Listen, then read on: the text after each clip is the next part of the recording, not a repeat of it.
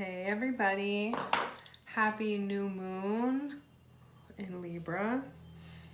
We are here to just get some oracle insights, right? Because what is better than a little bit of extra guidance, especially in a time where obviously Libra's ruler is retrograde. And hold that chill back there. And obviously Libra is about balance, but what kind of balance are we talking about here at the new moon?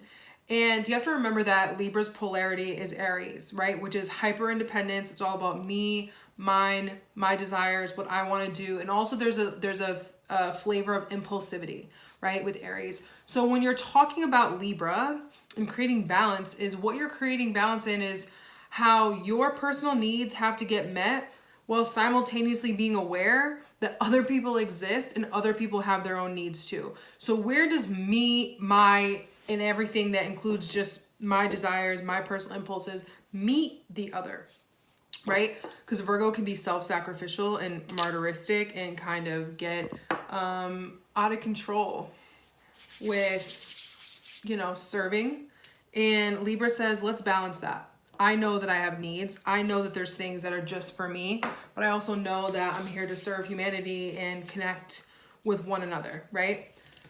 So that oil I was using, by the way, is a heart opening oil from my girl Chopay. It's amazing, life-changing.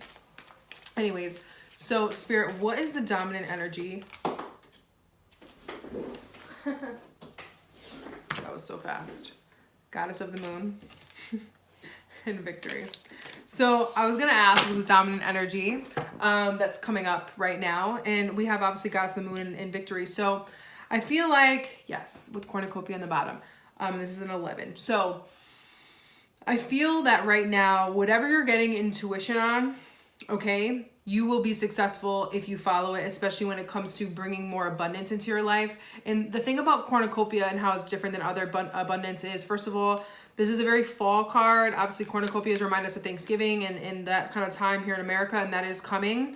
So when we heed our intuition and don't try to make it a mental feat, when we don't try to make it like, well, what does that mean? Or how does that associate with this? How does it associate with that? Or Spirit, further clarify, right? Do you ever get an intuition on something and then you keep asking for signs if it's correct, and eventually you get this like mixed mashed kind of fuzzy signal and you just are left not knowing what is what?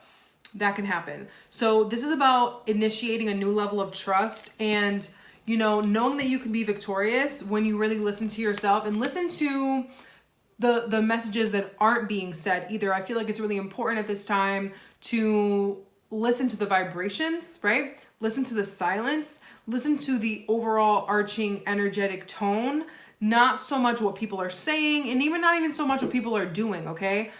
This is probably a really beneficial time for you to spend more time alone as well.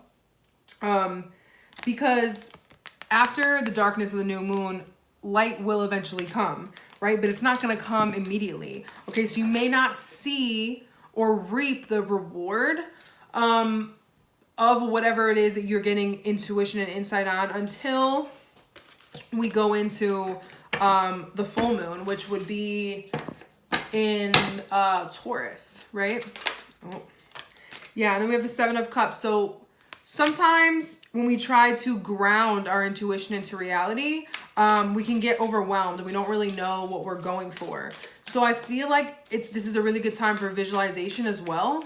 Not so much for making hard decisions that you're not going to be able to undo. I don't think it's a really good time for that. Yeah, because then we have 9 of Cups. So, and then we have the King of Pentacles in the bottom of the deck. So especially when it comes to money, okay, and the physical things that we want in life, right? The things that are going to give us more stability, the things that are going to make us feel very comfortable in our life and in ourselves, and these are Venusian things, are going to require us to be, dreaming, right? Listening to our dreams, listening to the messages that we get in the dream state, and focusing our vibrational intention on the highest and best, meaning the best case scenario, the highest potential, okay? Which sometimes we get caught up in the ego and we're like, well, I've never physically experienced what I'm desiring in my heart, therefore how could it be possible? But the ego and the mind pulls from memory, that experience on the 3D plane versus pulling from the heart in the potentiality of what is possible. So don't ever let what you've seen or not seen determine what is possible and what is not possible. And with the 9 of Cups here, we're not only talking about wishes being fulfilled, right? But we're talking about a very positively consuming level of satisfaction that is coming for you, right? And then we have the Knight of Cups with the 2 of Swords in the bottom of the deck. So if there's been something emotionally, creatively, even romantically that you've been undecided about, I feel like now is a good time to really open yourself up, again, to not just any old option or any old project or whatever, but to really refine what it is that you've been... what it is that you've been dreaming for and how to achieve that. And that's crazy because then we have the 7 of Crystals, 7 of Swords, 3 of Crystals, and Serenity, which is the Hermit card. So sometimes we just wait for things to happen, right? We just wait for things to come to us. We wait and wait and wait. And standing in an energy of hope. And I don't mean hope in like a devoted type of way. I mean hope in like just a longing type of way. Sometimes we sit in this vibration too long and we ignore the fact that there's work to do. 3 of Pentacles, okay? There's always something physically to do, right? So not only will you do your visualizations and do your meditations and send out those affirmations to the universe, but you then have to find peace in the fact that, you know, it's not all going to happen instantaneously. Don't let your mind, right, rob you or lack of evidence in the physical realm rob you of an experience that is going to take time for you to fully manifest. 3 of Pentacles says there's things that we have to physically learn from other people and combine efforts with in order to actualize. And with the Hermit card here, Serenity, this is reminding us that there are journeys also that we have to go out alone and projects that we have to delve into alone. Doesn't mean that no one will ever be a part of it. And it doesn't mean that what we're wishing for necessarily we could even accomplish or have by ourselves. But we have to have faith that if we're on a journey respectfully by ourselves at some point, that means that that's just for us at that time. And there's more to learn within our own psyche, within our own being, within our own shadow before someone else comes along and wants to combine forces, if you will. So Spirit, what is some advice for everyone to remember when they're feeling triggered, or they're feeling really tried, or feeling like giving up on the life of their dreams? Wow. I shuffled this deck in reverse, so when cards come up upright, it's very important. We have Wide Open, okay, which is a 6. Yes, and we have Stuck in the Mud, which is also a 6 in reverse on the bottom of the deck. So we're no longer stuck. Every potential is literally wide open to us. And we're talking about 6s. 6s are about reciprocity, okay? 6. Think about the 6 of Pentacles. It's about how do we connect with the other, and they have a scale on that, Libra.